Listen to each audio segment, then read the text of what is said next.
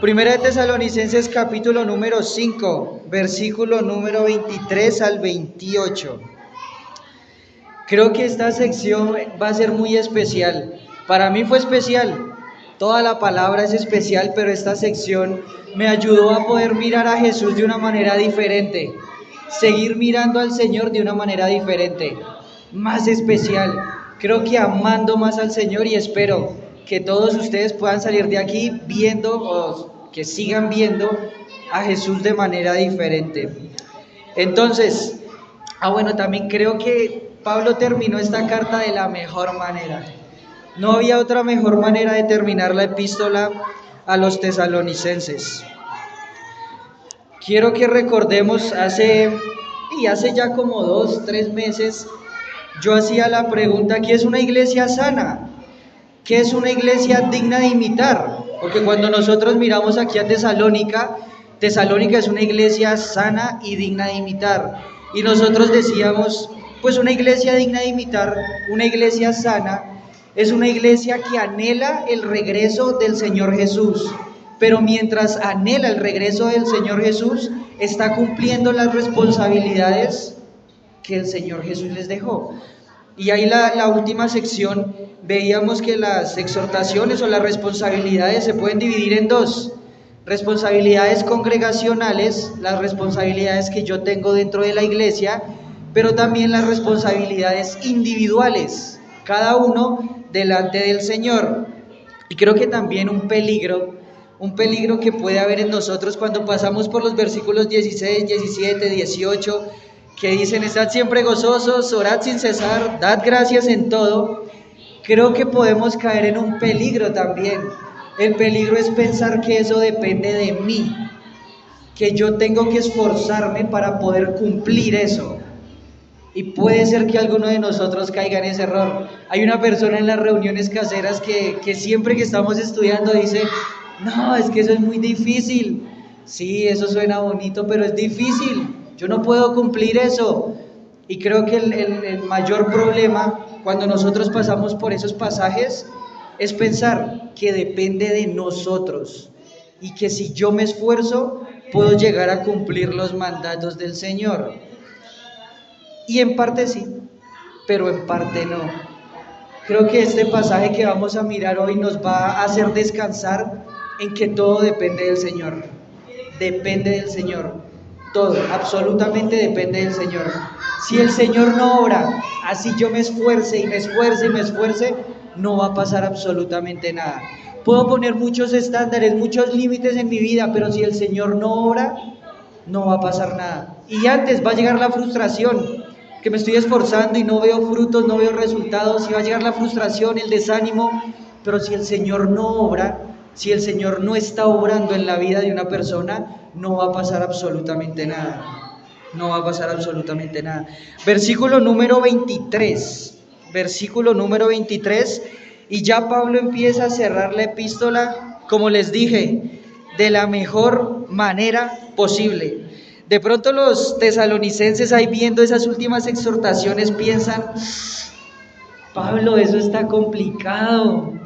¿Cómo así que gozoso en todo tiempo? ¿Cómo así que orando sin cesar? Pablo, está difícil. Pero Pablo va a cerrar la carta dándole ánimo a los creyentes. Versículo 23 y 24 dice: y el mismo Dios de paz os santifique por completo, y todo vuestro ser, espíritu, alma y cuerpo, sea guardado irreprensible para la venida de nuestro Señor Jesucristo. Versículo 24, ojo con este versículo 24. Fiel es el que os llama, el cual también lo hará. Fiel es el que os llama, el cual también lo hará. Vamos a pararnos ahí en el versículo 23. Versículo 23, la primera parte dice: y el mismo Dios de paz,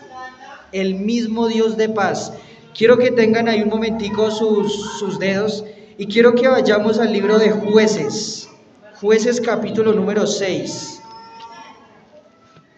Jueces, Antiguo Testamento, capítulo número 6, versículo número 22. Jueces 6:22.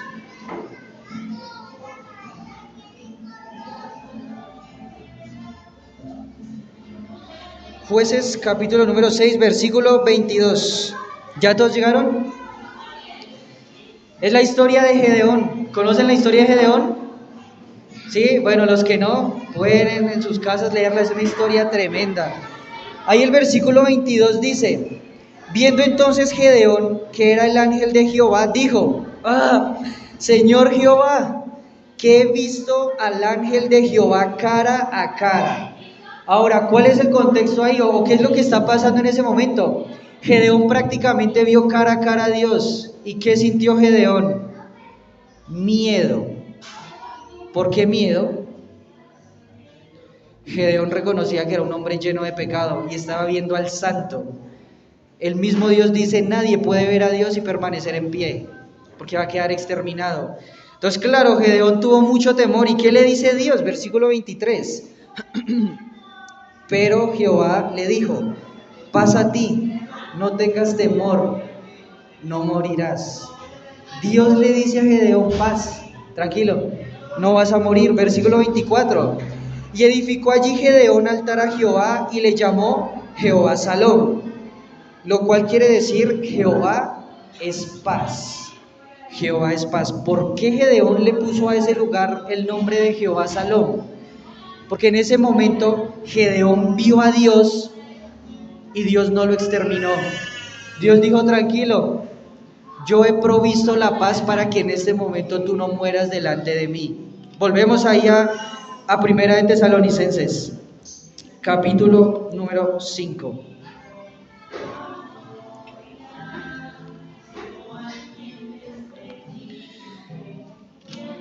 Primera de Tesalonicenses capítulo número 5, sigue la misma idea. Aquí Pablo está diciendo: el mismo Dios de paz. Y aquí cuando Pablo está diciendo el mismo Dios de paz, está haciendo referencia a esa paz, a esa situación que ahora Dios provee para que el creyente no muera delante del Señor. Para que el creyente no muera delante del Señor.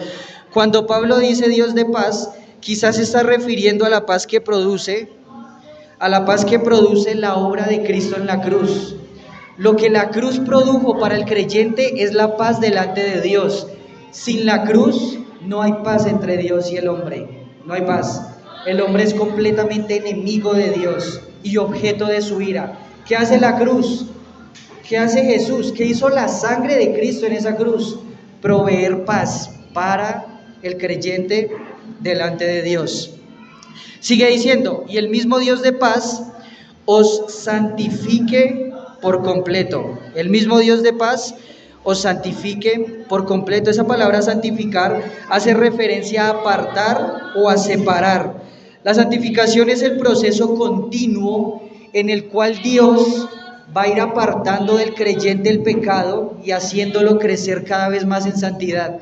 Es ese proceso en el cual Dios va a ir apartando el pecado del creyente y haciéndolo cada vez más conforme a la imagen de Cristo. Y haciéndolo cada vez más conforme a la imagen de Cristo. Es interesante ahí un paréntesis. ¿Quién genera la paz entre Dios y el hombre? Jesús, Dios mismo. Dios es el que genera la paz del creyente con Dios. ¿Y quién es el encargado de llevar el proceso de santificación en el creyente? Dios. El mismo Dios que provee la paz es el mismo Dios que va a producir la santificación en el creyente. Es el mismo Dios. Es imposible que una persona se aparte del pecado por sí sola. Es imposible. Ningún ser humano, por más que se esfuerce, va a poder apartarse del pecado si Dios no está obrando y si esa obra no la está llevando a cabo Dios. Sigue diciendo el versículo 23. Y el mismo Dios de paz os santifique por completo. Ahí esa palabra por completo quiere decir completamente o completamente al final.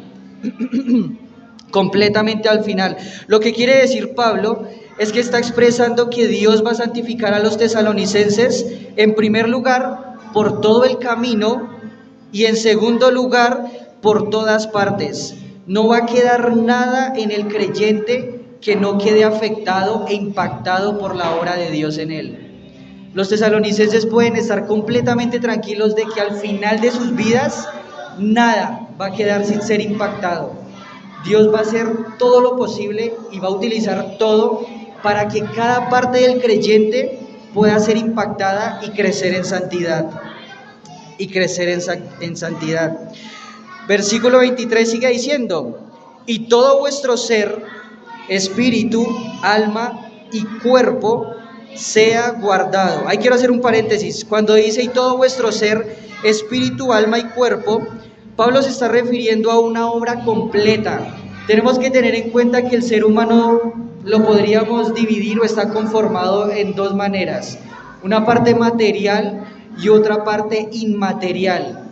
Cuando Pablo está diciendo aquí que Dios va a guardar por completo todo el ser, espíritu, alma y cuerpo, espíritu y alma, Pablo se está refiriendo a la parte inmaterial. Pero cuando habla del cuerpo, Pablo se está refiriendo a la parte material del cuerpo. Lo que Pablo quiere hacer énfasis es que Dios va a producir una obra completa en el creyente, completa. No va a haber nada en el creyente, ni material ni inmaterial, que no quede afectado por la obra de Dios. Dios va a obrar y va a transformar todo, absolutamente todo en la vida del creyente, todo en la vida del creyente. Es importante también que aquí Pablo, hablándole a los tesalonicenses, nombre la palabra cuerpo, porque en el contexto griego, estos griegos estaban influenciados por un dualismo filosófico. ¿Qué significa eso?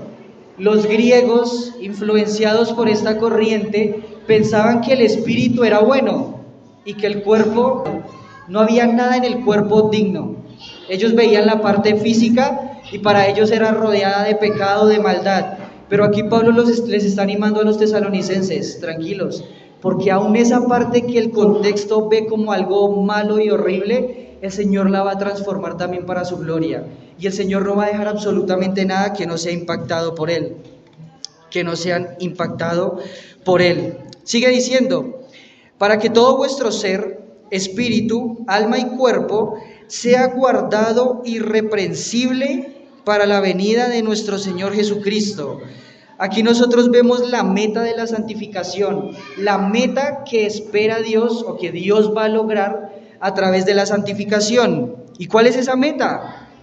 Dios presentarse a sí mismo al creyente irreprensible. No el creyente presentarse delante de Dios irreprensible. Dios presentarse a sí mismo al creyente de una manera irreprensible. Creo que muchas veces cuando nosotros estamos intentando luchar con el pecado, nosotros pensamos que es una obra nuestra y que yo soy el que tengo que hacer todo lo posible para presentarme delante de Dios irreprensible. Pero después viene este texto en el que Dios nos da tranquilidad y nos dice: sí, tú tienes que hacer tu parte, pero al final depende de mí y todo descansa en mí, porque al final soy yo el que te voy a presentar a ti delante de mí de una manera irreprensible. Ahora podemos caer en dos extremos. Algunas personas pueden pensar: no, todo depende de mí, tengo que esforzarme y esforzarme y esforzarme para presentarme digno delante de Jesús. Y la respuesta es: no. Pero puede haber otro extremo que dice: bueno, entonces no tengo que hacer nada, porque todo lo va a hacer Dios. Entonces yo no tengo que preocuparme por crecer, yo no tengo que preocuparme por luchar contra el pecado, porque todo lo va a hacer Dios. Y esa posición también está incorrecta. Una vez escuchaba una frase que decía: tengo que luchar en mi vida espiritual como si dependiera de mí, pero descansando como si nada dependiera de mí, sino que depende únicamente del Señor. Y tiene que ser un trabajo conjunto. Yo utilizo las herramientas que el Señor me ha dado para luchar con mi pecado, para crecer en santidad, pero no descansando en que todas esas herramientas van a lograr un cambio en mí, no descansando en que dependo de mis esfuerzos. Tengo que utilizar todo lo que el Señor me ha dado para luchar contra el pecado, pero descansando únicamente en el Señor. Los resultados no dependen de mí, ni de lo que yo haga, ni de lo que yo deje de hacer. Los resultados de la vida del creyente dependen únicamente de la obra del Señor.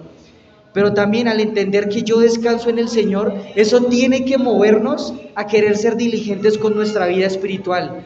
Una persona que entiende que la obra es del Señor no se va a echar ahí, a acostarse, a no hacer nada. Una persona que entiende que la obra es del Señor y descansa en que la obra es del Señor, también va a ser diligente en querer corresponder eso al Señor y va a querer ser diligente en crecer, en utilizar las herramientas que el Señor ha dado para poder intentar, entre muchas comillas, corresponder a eso que el Señor nos está regalando y eso que el Señor está haciendo. Y a eso que el Señor está haciendo. Versículo 24 dice: fiel es el que os llama, el cual también lo hará. El cual también lo hará. ¿Hacer qué? Lo que estábamos hablando en el versículo 23, la santificación. Esa palabra, esa traducción de la palabra fiel podría definirse mejor como digno de confianza. Digno de confianza sin ningún tipo de dudas. Digno de confianza sin ningún tipo de dudas. Y la traducción de todo ese versículo creo que quedaría mejor de la siguiente manera: digno de confianza es el que los llamó a ustedes y el que va a completar el proceso en ustedes. Digno de confianza es el que los llamó y digno de confianza es el que va a completar el proceso en ustedes. Pensando en este punto, me ponía a pensar, ¿realmente para nosotros Dios es digno de confianza? ¿Realmente en nuestras vidas nosotros podemos reconocer que Dios indudablemente merece y es merecedor de toda nuestra confianza? Creo que no hay ningún tipo de dudas.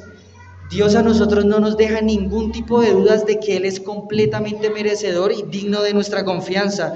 Y me parece tremendo que Pablo apele a este concepto para decir: Él es digno de confianza, merece toda nuestra confianza y Él también lo va a hacer. Ténganlo por seguro que el Señor va a completar la obra en ustedes, porque hasta el día de hoy nunca nos ha dado ningún tipo de desconfianza y Él prometió que va a terminar la obra de santificación en nosotros.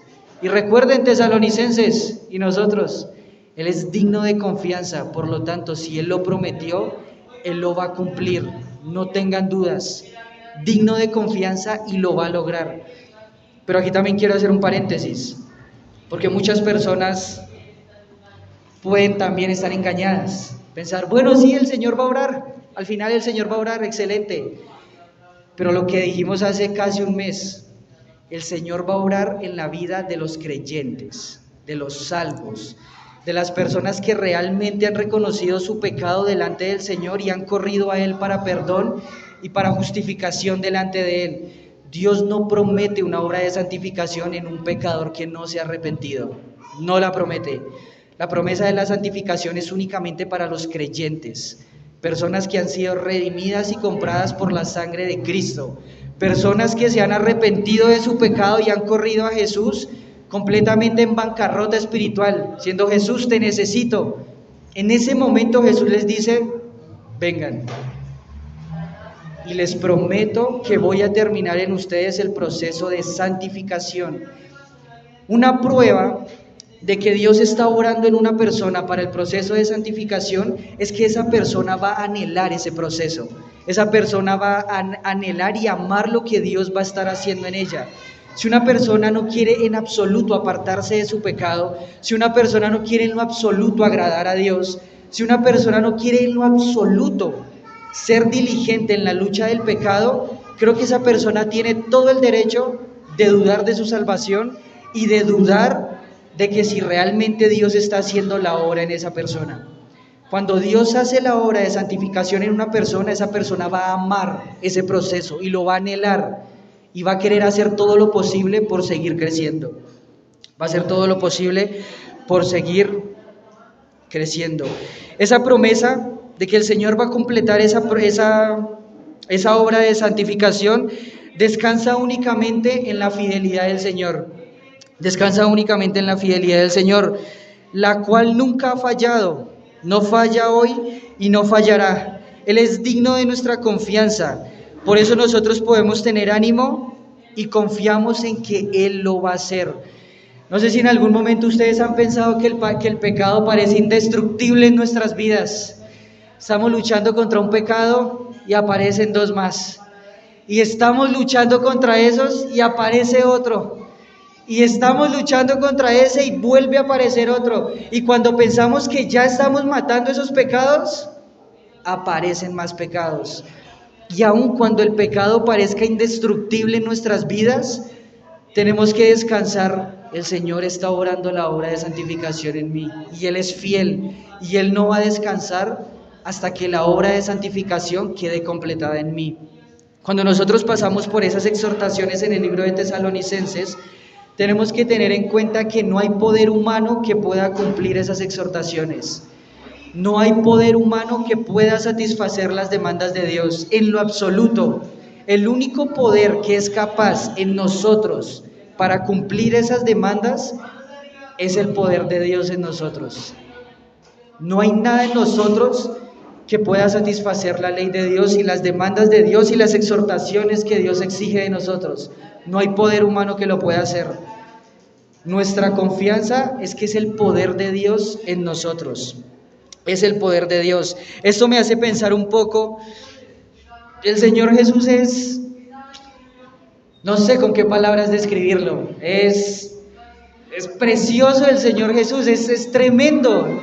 No encuentro las palabras para poder describirlo, porque todo depende de Él, todo lo hace Él, absolutamente todo. Él es el que nos busca, Él es el que nos encuentra, Él es el que nos halla. Jesús mismo es el que nos llama a nosotros por nuestro nombre. Jesús es el que viene y nos salva. Jesús es el que nos regresa a casa. Jesús es el que promete seguir completando la obra de santificación en nosotros. Todo lo hace Él y todo depende de Él. Absolutamente todo depende de Él, no en nosotros. Creo que a veces una de las luchas que puede tener una persona es empezar a esforzarse y a esforzarse y a esforzarse y a esforzarse por querer satisfacer las demandas de Dios. Pero esa persona de pronto lucha descansando en sus propias fuerzas. Y yo me ponía a pensar, de pronto Dios no va a obrar en esa persona, porque Dios no va a permitir que esa persona al final se lleve la gloria de la obra que está haciendo Dios. Siempre que nosotros empecemos a luchar con el pecado y empecemos en alguna manera a tener victoria, en ningún momento podemos jactarnos, en ningún momento podemos decir, ay, es que mire lo que hice yo. Claro, es que yo paso tiempo en oración y por eso salí del pecado. Es que yo ayuno, es que yo hago y hago. No puede haber jactancia. Cada vez que veamos la obra del Señor en nuestras vidas, lo único que nosotros podemos decir es, Jesús, fuiste tú, porque tú lo prometiste y estás cumpliendo tu promesa. Porque no hay nada en mí que yo pueda hacer para satisfacer tu ley. No hay nada en mí que yo pueda hacer para lograr satisfacer tu ley. Nada. Fiel es el que os llamó y con la misma fidelidad va a completar la obra que inició en nosotros. Así como Jesús fue fiel para venir, buscarnos, encontrarnos, de la misma manera Jesús va a ser fiel para completar la obra y para hacer en nosotros que nosotros podamos cumplir las demandas del Señor. Que nosotros podamos cumplir las demandas del Señor. En este momento me pongo a pensar en los tesalonicenses. ¿Cómo habrán quedado los tesalonicenses después de estos dos últimos versículos? Quizás ellos pensando, Pablo, es difícil, es muy difícil poder cumplir lo que nos estás pidiendo. Pero al final Pablo les dice, sí, es difícil, pero es que no son ustedes, va a ser Dios en ustedes. Lo único que ustedes necesitan es disponer su corazón, meterse realmente en serio con el Señor, disponer su corazón y hacer la misma pregunta que Pablo hizo al Señor. Señor, ¿qué quieres que yo haga? Estoy dispuesto. Y en ese momento, Dios completamente inicia la obra. Bueno, no la inicia en ese momento, pero en ese momento va a comenzar a que la obra sea visible en nosotros. Lo único que Dios necesita es que nos dispongamos. No que intentemos luchar con todas nuestras fuerzas, que nos dispongamos. Después de eso, los tesalonicenses me imagino que quedaron completamente descansados. Es decir, es imposible para nosotros, pero nosotros no somos los encargados de hacer esto. Es Dios el que lo va a hacer en nosotros y descansamos únicamente en el Señor. Creo que eso también ayudó a la iglesia tesalónica a poder ser una iglesia digna de imitar, porque desde ese momento en adelante la iglesia en Tesalónica comprendía que la competencia no venía de parte de ellos mismos, sino que lo que ellos hacían era únicamente por parte de Dios. Y los tesalonicenses, probablemente, estoy especulando, al entender todas estas verdades, de pronto pensaban, está bien, ahora yo voy a querer corresponder en algo todo lo que Jesús ha hecho por mí, porque Él lo ha hecho todo. No hay nada que yo haya hecho por mis propios méritos, todo lo ha hecho Él. Quiero empezar a corresponder eso que Él está haciendo en mí. Quiero empezar a corresponder eso que Él ha comenzado a hacer en mí. Ahí con los jóvenes y ayer en la reunión casera mirábamos un concepto digamos, por qué los tesalonicenses hacían todo lo que hacían, por qué Pablo hacía todo lo que hacía, por qué los creyentes que han sido fieles durante toda su vida hacen lo que hacen por Cristo. ¿Por qué? Y se me venía solo una palabra, una frase a mi mente, y es que ellos están pensando, Él es digno, Él es completamente digno, porque Él lo hace todo por mí, yo no he hecho nada. Yo no le pedí a Jesús que me buscara y Él me buscó. Yo no le pedí a Jesús que me encontrara y Él me encontró. Yo ni siquiera le pedí en principio a Jesús que viniera a salvarme. Yo no lo hice y Él decidió venir a salvarme. Yo no le pedí que se subiera a esa cruz por mis pecados y Él se subió a esa cruz por mis pecados. Yo no en ningún momento le he dicho, Señor, completa la obra que iniciaste en mí. Y el Señor es el que promete cumplir esa obra en mí. Yo creo que todas estas personas, los tesalonicenses, entendían, Él es digno. Jesús es completamente digno porque todo lo hace Él.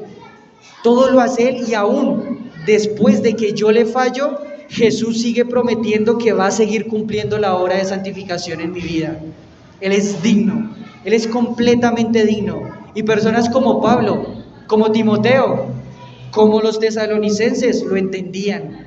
Jesús es completamente digno. No hay nada más fuera de Cristo que sea digno de mí, de mis fuerzas, de mi tiempo, de mi esfuerzo. Nada. Únicamente Cristo. Quiero mostrarles un versículo ahí en Hebreos. Si quieren ir rápidamente a Hebreos, para ir terminando aquí. Hebreos capítulo número 11.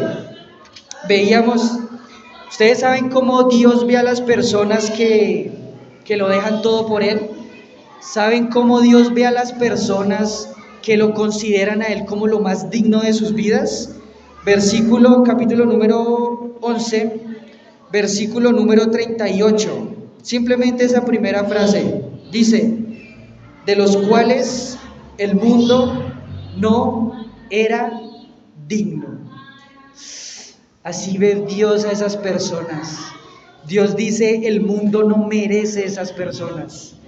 El mundo no es digno de que esas personas estén aquí, porque esas personas aman a Cristo y lo consideran más digno que todos. El mundo no los merece.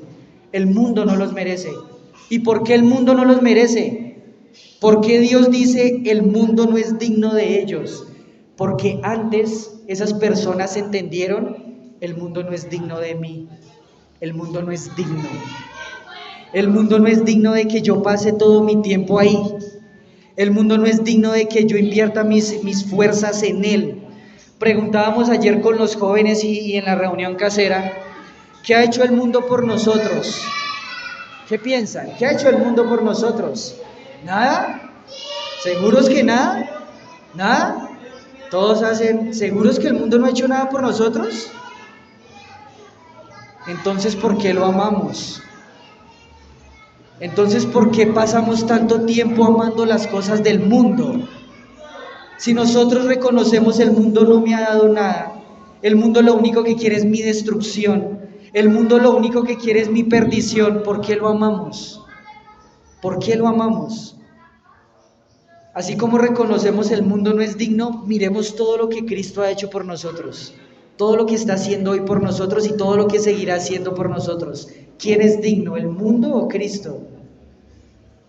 ¿Por qué amamos entonces al mundo y dejamos a un lado a Cristo? ¿Por qué? Es triste, es triste. Muchos jóvenes decían, no, el mundo a mí me ha dado tristezas, decepciones, dolor, sufrimiento, me induce al pecado, el mundo no me ha dado nada. Y entonces, ¿por qué seguimos ahí? ¿Por qué seguimos ahí? Los tesalonicenses lo entendieron. En el capítulo 1 dice que los tesalonicenses abandonaron su vida. Se volvieron de los ídolos a Dios, porque entendieron, esos ídolos no son dignos, porque no han hecho nada por mí, absolutamente nada. Y aquel que es digno no está recibiendo hoy nada de mí. Y lo entendieron y cambiaron completamente su manera de pensar, de vivir, y la entregaron al Señor. Pablo entendió, el fariseísmo es digno, el judaísmo es digno. No, el único que es digno es Cristo, aquel al cual yo perseguía.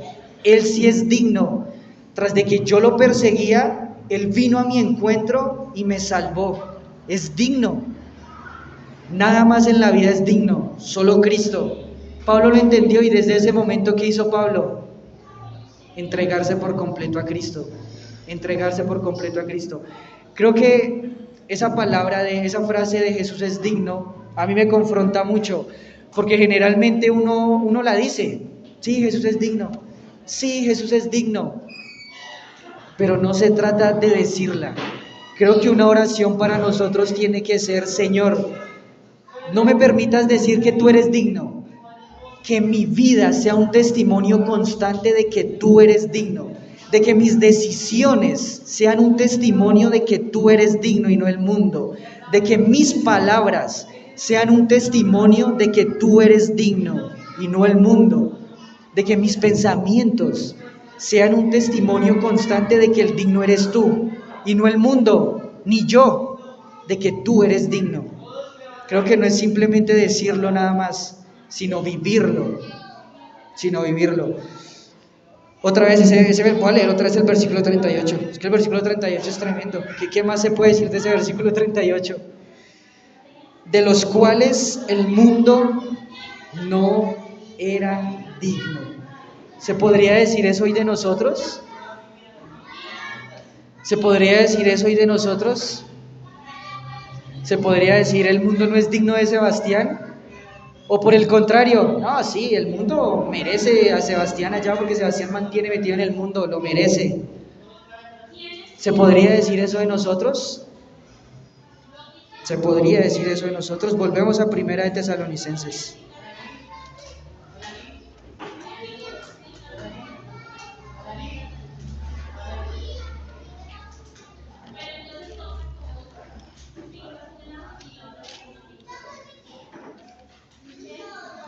No sé si ustedes se acuerdan ahí cuando nosotros estábamos hablando de la introducción a Tesalónica, a esta epístola. Nosotros decíamos que la llegada del cristianismo a Tesalónica fue fundamental para que el cristianismo se extendiera a todo el mundo. Eso es lo que creen muchos eruditos, porque tenía una de las vías más importantes. La llegada del cristianismo a Tesalónica fue fundamental para que el cristianismo se expandiera a todo el mundo. Pero ¿qué pasa si a Tesalónica le quitáramos los creyentes fieles? ¿Hubiera podido impactar en algo? ¿Hubiera podido tener 30.000 vías importantes que conectan el mundo? Pero si no hay creyentes fieles que entienden que Cristo es digno por todo lo que Él ha hecho por ellos y no hacen nada por Él, hoy nosotros no estuviéramos acá. El cristianismo no se hubiera extendido. Así como Tesalónica fue una iglesia digna de imitar por su impacto en todas las iglesias a su alrededor, ¿se podría decir lo mismo de nosotros? ¿Nosotros acaso somos como la iglesia en Tesalónica? ¿Nuestra fe se ha escuchado en muchos lados? ¿Nuestro testimonio ha impactado la vida de muchas personas lejos de nosotros?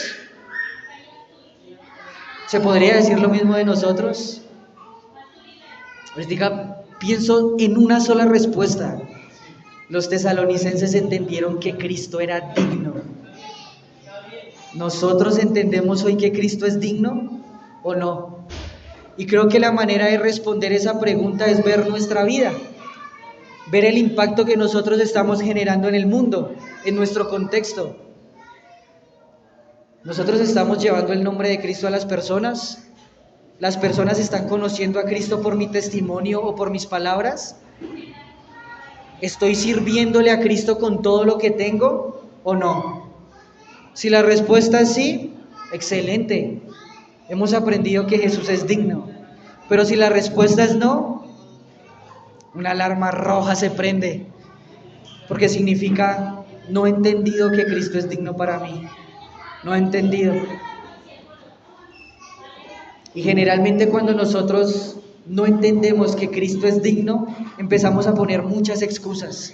No, es que Cristo no es digno y por eso tal cosa. No, es que Cristo no es digno y por eso tal cosa, y tal cosa, y tal cosa, y excusa, y excusa, y excusa. Y cada una de esas excusas, lo único que refleja es, Jesús para mí no es digno. Digno, eso sí es digno, por eso yo invierto mi vida ahí. Jesús, no. Digno eso, porque yo invierto mis fuerzas ahí, eso es digno para mí. Jesús, no. Digno eso, porque es lo único que está en mi pensamiento y es lo único que yo pienso, eso es digno. Cristo, no. Y es muy triste, es muy triste. Después de saber y reconocer todo lo que Jesús hace por nosotros, creo que es triste que la respuesta del creyente sea, para mí Jesús no es digno. Y mírenme, mi vida demuestra que para mí Jesús no es digno. Y es muy triste, es triste. Pero también, por último, para poder reconocer que Jesús es digno en nuestras vidas, Dios tiene que obrar en nosotros. Y aún también eso depende de Dios. Lo único que el Señor necesita es nuestra disposición. Siempre me acuerdo del hermano José, un corazón dispuesto. El Señor necesita un corazón dispuesto completamente para transformarnos y que nuestra mente sea transformada y poder decir, Él es digno. Ninguna persona, si el Señor no está obrando, puede reconocer la dignidad de Cristo. Ninguna, absolutamente ninguna. Terminamos ahí del versículo 25 al 28. Ya las últimas exhortaciones de Pablo, peticiones finales. Versículo 25, hermanos. Pablo hablándole a creyentes, únicamente a creyentes. Hermanos, orad por nosotros, orad acerca de nosotros, oren por todo lo que tiene que ver con nosotros. ¿Quiénes son esos nosotros? Pablo, Silas y Timoteo. ¿Cómo así? ¿El superapóstol Pablo necesita oración de una iglesia? Claro, porque Pablo reconoce, no soy yo, es el Señor en mí. Necesito que oren e intercedan ante Dios por mí, porque es Dios el que va a orar, no soy yo. Versículo 26. Saludad a todos los hermanos con ósculo santo. Esa palabra ósculo santo es como rara. Esa palabra ósculo santo significa como una clase de beso. Y lo que significaba el ósculo santo era intimidad y era una cercanía tan profunda entre hermanos, entre personas cercanas. En la antigüedad las personas saludaban a las personas importantes con besos en los pies, en las manos, en las rodillas, pero solo los que gozaban de una relación tan unida, tan fraternal, eran los que se saludaban con besos en la mejilla. Pablo está diciendo, demuéstrense entre ustedes la unión que hay entre la iglesia. Ámense entre ustedes, iglesia. Versículo 27. Os conjuro por el Señor que esta carta sea leída por todos los santos, a todos los santos hermanos. Ahí tranquilos con esa palabra conjuro, tranquilos. Esa palabra conjuro simplemente significa atar en juramento. Es un juramento.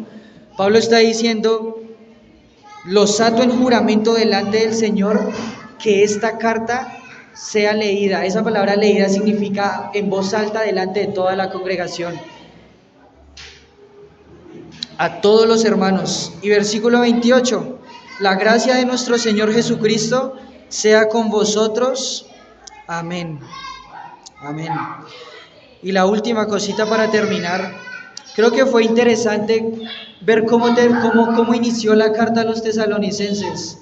La carta a los tesalonicenses, no sé si se acuerdan, inicia Pablo exaltando la obra de la iglesia. diciendo, ustedes son una iglesia digna de imitar por esto, por esto, por esto, por esto, por esto, por esto, por esto. ¿Y cómo termina la carta? Termina diciendo, pero no son ustedes, es Dios, no hay de qué gloriarse, es Jesús. Pero ánimo, iglesia, porque ustedes reconocieron que Cristo es digno y por eso son una iglesia completamente digna de imitar, porque lo único que están haciendo con sus vidas es darla por el servicio de Cristo, es darla por el servicio de Cristo.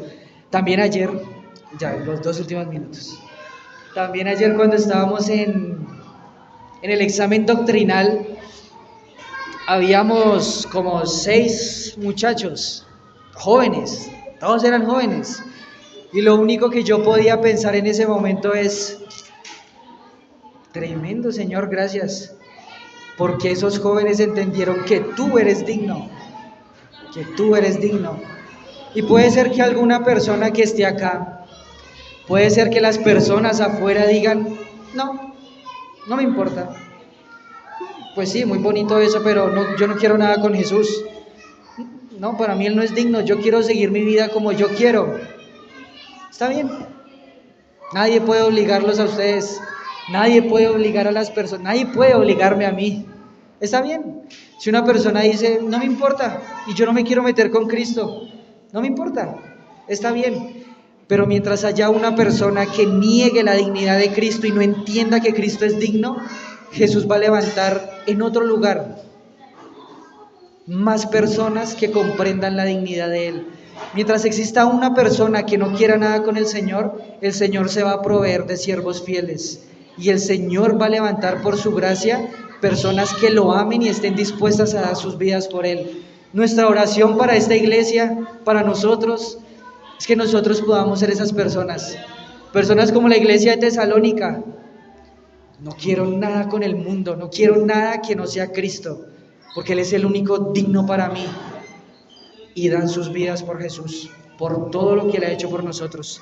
Simplemente quisiera terminar recordándoles 5 cosas, que ya las sabemos, simplemente para recordar la obra del Señor en nuestras vidas. Jesús vino a buscarnos, Jesús nos encontró, Jesús nos llamó a cada uno de nosotros por nuestro nombre, Jesús nos salvó, Jesús proveyó la paz para Dios y nosotros, y mientras estemos vivos acá, Jesús promete que va a seguir la obra de santificación en nosotros. No hay lugar para jactancia, solo Él, y toda la gloria y la honra es para el Señor por su gracia en nosotros. Señor, te damos muchísimas gracias por darnos la oportunidad de estar acá. Gracias por esta carta a los tesalonicenses.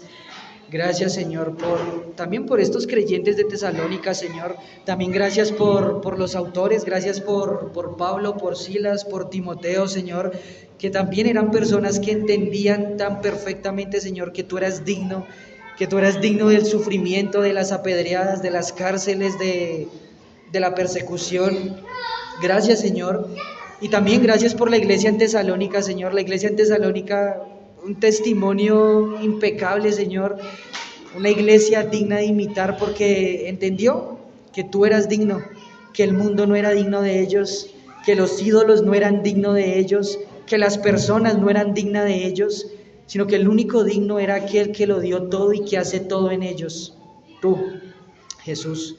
Ayúdanos también, Señor, a poder comprender. Oramos, Señor. Podemos entender estas cosas, pero si tú no obras, no va a pasar nada en nuestras vidas. Permite, Señor, que nosotros podamos acercarnos a ti en asombro, con respeto, Señor, reconociendo tu autoridad, en sumisión.